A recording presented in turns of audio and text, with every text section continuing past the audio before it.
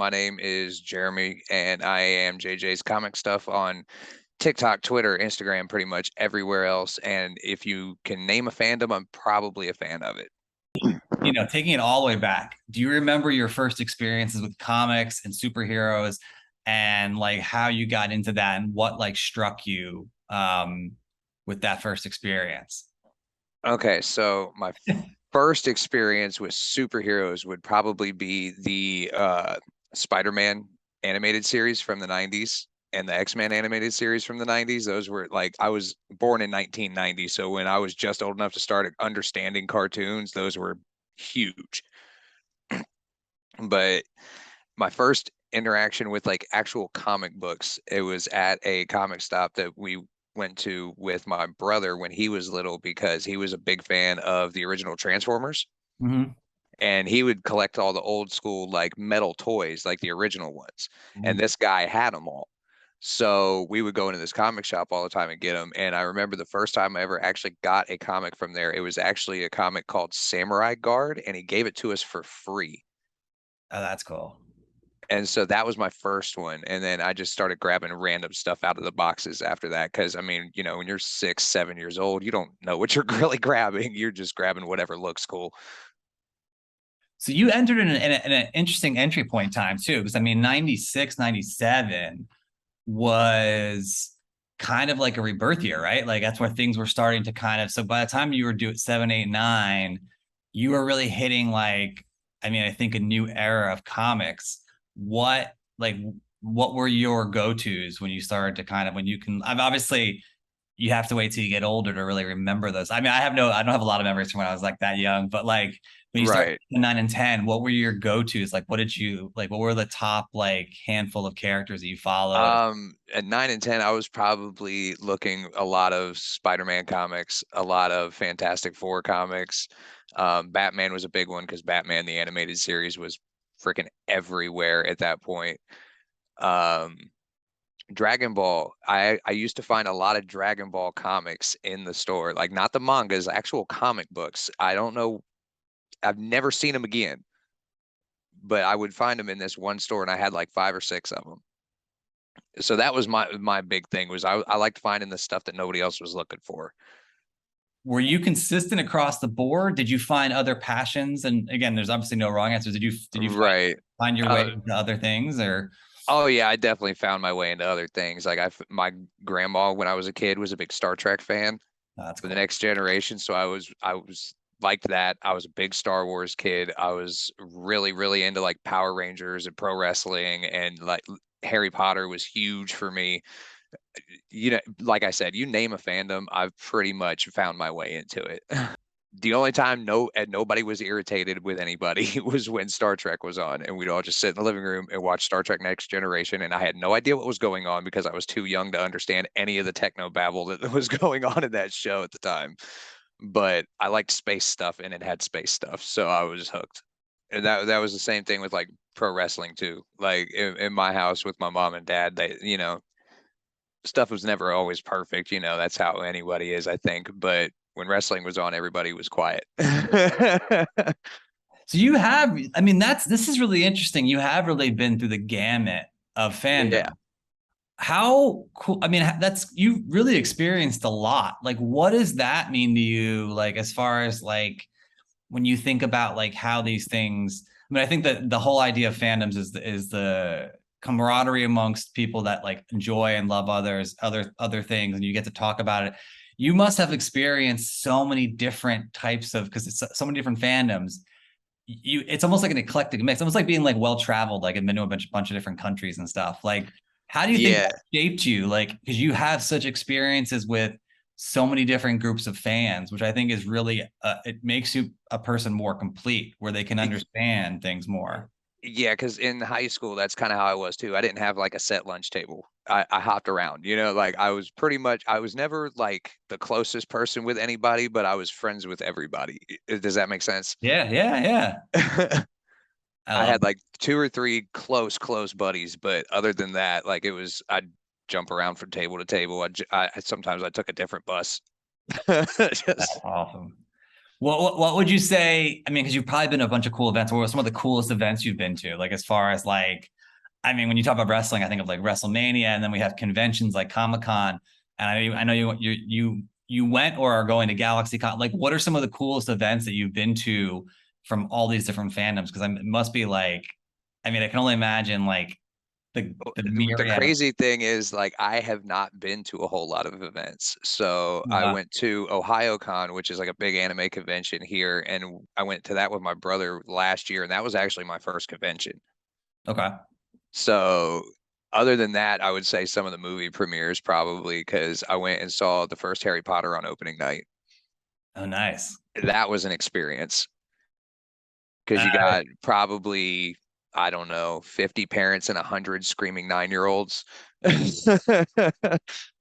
you dress But it up? was different. No, I didn't dress up, but it was different than like you would see it like a little kid's premiere nowadays, because a lot of the movies are geared towards little kids, but the Harry Potter movies were like teen and up, so it was a little bit of a different thing because all the parents ended up into it about halfway through. That's awesome. And I know you work in content, right? Like as far as marketing and video creation. How do you think being a fan has shaped you down that road to kind of keep you close to these fandoms and like obviously doing what you love, right? And being able to work and do like how has that shaped you in your professional career, like as far as what you do on a day-to-day basis? It lets me look at like, especially like, say I'm doing a website for somebody who's a musician. I can tell what kind of font styles they're gonna like. I can tell what kind of, vibe they're gonna want in their stuff. I know what their fans are gonna want to look at. To whereas if you're a small business owner, like say a concrete guy, it's not gonna be the same thing. So being around all those different fandoms, it's kind of the same thing. You can't really come at a conversation about Batman the same way you could about like the Hulk, Yeah. or even like Harry Potter. Like they're two different fan bases.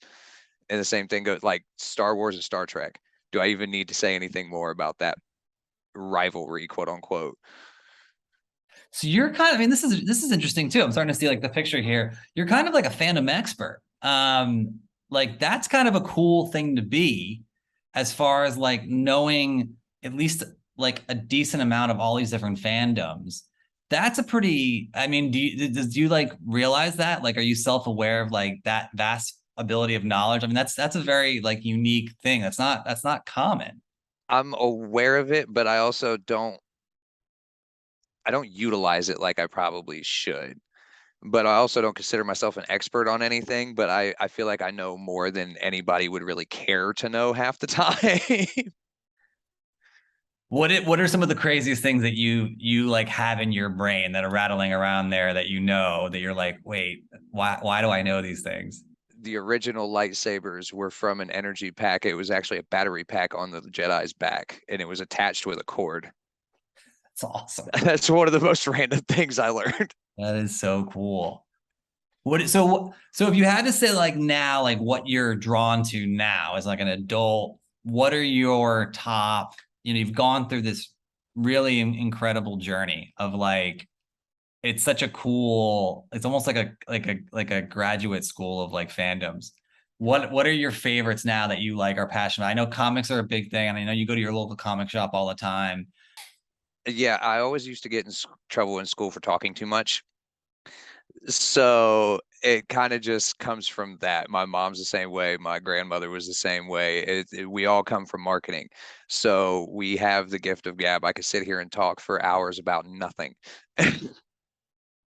That's nothing wrong with that. How often during the week would you say you go to the comic shop? Do you go every day? Do you go a couple times a Right week? now I go once a week. I go on every new comic book day. So every Wednesday I'm in a comic book shop. That's awesome. If I've got extra money, I'll go in, but I hate being that guy who goes into a shop and doesn't buy anything, because I know for a fact that a lot of comic book stores hate that. You'll That's go in, you'll interesting. hang out, you'll like look through a whole bunch of books, and you don't buy nothing and walk out. Yeah. So yeah, I try to only go when I've got some money to spend, but also like I've noticed a lot of people in local comic book shops don't want to talk. Like some of them just want to go in, they get their books, and they leave. Interesting. Okay. The owners of the shops are usually the exact opposite. They'll sit there and talk to you for an hour and a Yeah. Yeah. half. What are you reading right now? Like, what are you into right now in comics? What is like the big things that you're passionate about and then you're It's all always going to be Amazing Spider-Man. There's always going to be that on my pull list. Now, even if the run is bad, I will still buy it. It's a curse. Let's see, Radiant Black. I've really been liking that. Um, Something is Killing the Children is really, really good. There's a lot of good stuff. Twig, Do a Power Bomb, which is obviously from the name Do a Power Bomb, it's pro wrestling. So awesome. I mean, yeah, I'm really big into the indie books. I like the indie stuff right now. Right. If you had to pick a favorite Spider-Man villain, who would you say is? Hobgoblin. Nice. Okay.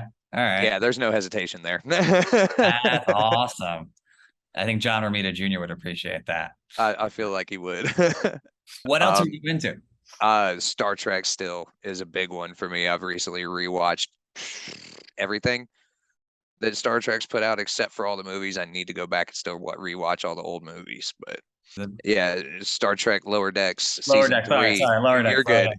You're good. Season three is coming out on the 25th, and I cannot find a streaming platform that will allow me to have a watch party except for Paramount Plus, but they don't support cameras. So Ah, that's frustrating. That's it's very frustrating. what else is something that people don't know about you that like is like something maybe like a fact or a passion that Um, people don't know about you? I did music for 10 years. I used to do rap music. So wait. Yeah, we got to dig into this because this is really cool and this is different.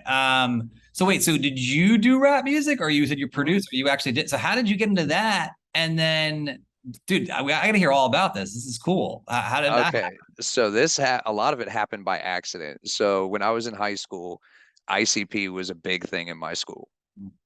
happen? So it was one of those things like, well, if they can do it, why can't I do it?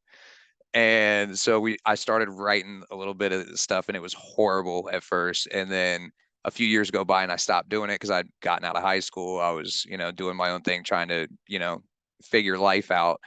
And a buddy of mine hit me up and he was like, "Hey man, we need somebody to manage a group that we're doing because we're not good at talking to people." Okay. I'm like, "Okay, if you can find me all the contact info I need, I'll do that." And I went over to the studio they had one day and we were just hanging out and kind of screwing around. And I started, kind of rapping to myself. And one thing led to another. Now I'm part of the group. What? So what was the group's name? Oh God, it was Cyanine Assassins. And it was not the greatest thing in the world. You got to think a bunch, three 18, 19-year-old kids fresh out of high school who knew nothing about the anything yet. Wow. So that 10 years is a long time though. Yeah, So so I got out of that group because I got sick of doing that kind of music and then just started kind of basically doing like old 90s like funk inspired like rap music, like old school hip hop. And that I liked for a long time. But then once I was doing shows and going to other studios and actually interacting with other artists, it stopped being fun for a long time because there was a lot of politics involved. You go behind backstage and there's drugs everywhere and there's just a lot of stuff that I did not want to be involved with. So eventually it just wasn't fun anymore. It was more work and stress than it needed to be. And so I just kind of quit doing it. wow. Dude, I mean, what a like a wealth of experience, man. I've done a little bit of everything, man. Amazing. Dude, that is incredible. That's such a cool, like, 10 years of doing that, not a cent made. I mean, but yeah, I mean, I think something That industry is dang near impossible to break into. So I mean, the fact that I hung in there for that long and was still active and doing shows and putting music out, I'm happy with it. I mean, that's the coolest thing too, that you did shows like I'm trying to imagine you on stage with like hundreds or thousands of people. There's no thousands, I promise that. But the biggest show I did, I think there was about 400 people in the audience, and that was like 6 or 7 years ago, right before I quit doing it. And that was opening up for Cess Crew, which is a group that is on Tech Nine's record label, Strange Music. Wow. Wow. So yeah, that was the biggest one I've done. Wow. So, I mean, I know you're doing like marketing and development and video and stuff like that now, but obviously we know you have an ability to do a lot of different things. What could be in the future for you? Like, what do you see yourself doing in a couple of years, or like, what's on like the dream bucket list of things that you also want to continue to do or dabble in? See, that's the thing. I'm not sure. Everything that has happened to me so far has pretty much happened by accident. Okay, I mean, even working with you guys, like I literally just on Twitter one day commented on something that I think Sean posted saying, "Hey, I love what you guys are doing over there. I'd love to be a part of something someday." That was it. And like 2 days later, I got an email. that's awesome. So it wasn't even intended. Like the podcast I'm starting with the other group of people I know on Discord, that was an accident. That just kind of came about. Somebody asked me to join a Discord server. My first article was about that Discord server. So, I mean, Well, I want to hear about that too, because I think that was also really passionate and personal, where you talked about obviously finding other people that were fans of the same things you were fans of, but also again, like without the toxicity, being mhm. positive, getting together. Originally I thought TikTok was the peak of that. You know what I'm saying? For because I do have a couple friends that are into this stuff, but they either live way out of town or they live way out of state, so we don't get to hang out much, talk about anything a whole lot. I see maybe one of them once a year.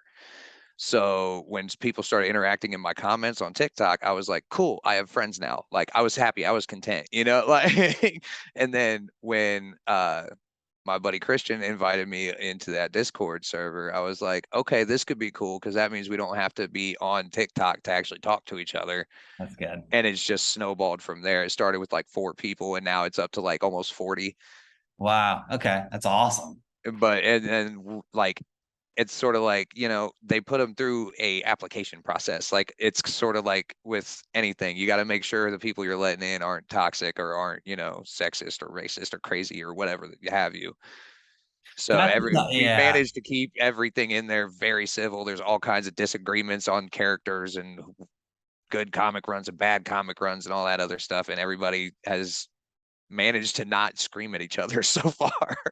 Yeah, that's the important thing too. I mean, I think it's really the fact that there's going to be disagreements and it's okay. That's the beauty of it. Everyone should be fans of different things. It's when things get like toxic and then delve into, I always say when it delves into like disagreeing or critiquing an intangible object like a series or a superhero to a person like me, that's when it becomes toxic. Anyone can like what they like, from Jar Jar Binks to Morpheus to like That's anything. like I said, I was a kid No of the Way Home. prequels. So the prequels, I didn't hate Jar Jar when I was a kid.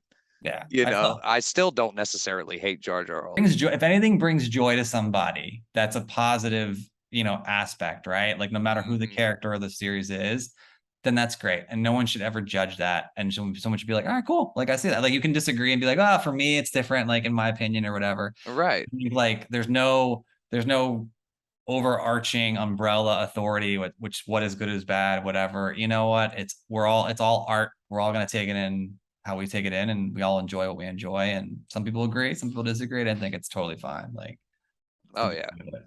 If everybody agreed, this world would be a very boring place. Yeah. Uh so okay, so wrapping it up and and closing things out, what I want to know, so again, having been I like to talk about people's creative processes. So whether it's work, whether it's making videos, whatever it is, what is your process, especially for someone like you who has had such a diverse wealth of experiences? What is your creative process? Mainly, it's whatever happens to pop in my head, I try to make it happen. Okay. So like with my tournament videos that I do, or even with like an ad I do for a client or anything, like if I hear a phrase that they say or something, I'll be like, that's a good slogan. Let me go with that. And then I just kind of go from there. And like I'm a very planned out person too. So I'll spend like 2 days drawing little sketches and like just trying to map out exactly what I do. You've seen me in the meetings. I take notes. Like I got That's pages and great. pages of notes of everything. Like I'm meticulous about that kind of stuff. Okay. That's why you don't see like a lot of Stitch videos from me. I'm not good at the impromptu kind of, unless it's something that really affects me. Like if it's something that really grinds my gears, so to speak, then I can come at you with something. But I'm not a big impromptu video person. I have to have a schedule and a plan. And I know you want to start doing interviews, so I want to get this on the record too. Like, what are your dream interviews? Like, what's the dream? Who are you dying to speak to? I do find that the wrestling interviews fascinating, Okay. just because that whole world was so very secretive for so long behind the scenes, and now it's kind of all out in the open. So that's always been something I'd be like, that'd be fun. But as far as comic book writers, I don't know. Like, I'm a big James Tynion fan, Okay. so that would be amazing. John Romita Jr., I like his artwork. It's another person I'm a big fan of is Todd McFarlane, because his Spider-Man run was the first one I actually got and sat down and read all the way through. So, and I've got probably the first 25 single issues of it. Oh, wow. Yeah, so like I would love to pick his brain one day, but That's awesome. How big would you say your comic collection is right now? I've got 6 short boxes and 3 long boxes. That's amazing. What is your number one or top two books that you like hold? And it doesn't mean value wise, that you hold like most dear, that are like the ones that have the most like story and meaning behind it. This one right here actually is one of them. This is my very first slab that I ever got. I don't know if it'll actually show it on camera because of the Yeah, they're great. background thing. You got to put it in front of you. It's not, Really in front yeah. of you, so the green There screen. we go. There we go. Oh, I love that book. It's a Civil War Spider-Man, right? Yeah, it's the first appearance of the Iron Spider suit, and I got that one actually from my mom recently because I had been taking care of her for like 3 months with a broken ankle and she felt bad, and so she got me that while I was sick. That's awesome. That's awesome. Yeah, and then another one I have is the first one that I bought with I first started getting back into comics about a year ago, right as I was getting on the TikTok for the first time, was a book called Armature. Okay. I don't remember the artist because it's buried in a box right now, but it's this little kind of creepy skeleton guy, and he just kind of there's no dialogue in the book. It's just him going through these weird artsy scenes of like horror slash comedy. Like it's so weird, but it was one of those books, that and this one called Space Beaver.